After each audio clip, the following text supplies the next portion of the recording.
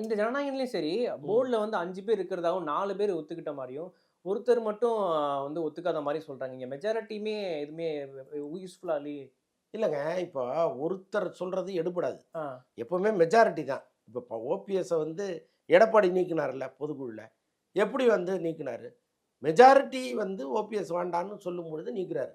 அப்போ ஓபிஎஸ்க்கு ஆதரவானவர்களும் அங்க இருப்பாங்கல்ல. ஆமா. அவங்க வந்து நீக்குனது செல்லாதுன்னு சொல்ல முடியுமா? அந்த மாரி தான் இங்க நடக்குது. இந்த ஒருத்தர் தனியா போயி ஒரு வழக்கு போடுறத இவங்க ஏத்துக்கிறது இருக்குல்ல. அது வந்து நியாயத்திற்கு முற்றிலும் புறம்பானது.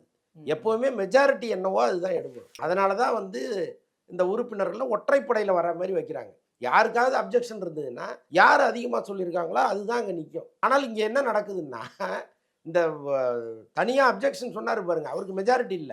ஆனாலும் அவரு வந்து நீதிமன்றத்துக்கு போவாராம். அத எப்படி இவங்க அனுமதிக்கிறாங்கன்னு எனக்கு தெரியல. இதுவரைக்கும் ஒரு சென்சார் போர்டு மெம்பர அவரே படம் பார்த்துட்டு, அவரே நீதிமன்றத்துக்கு போனது இப்ப தான்.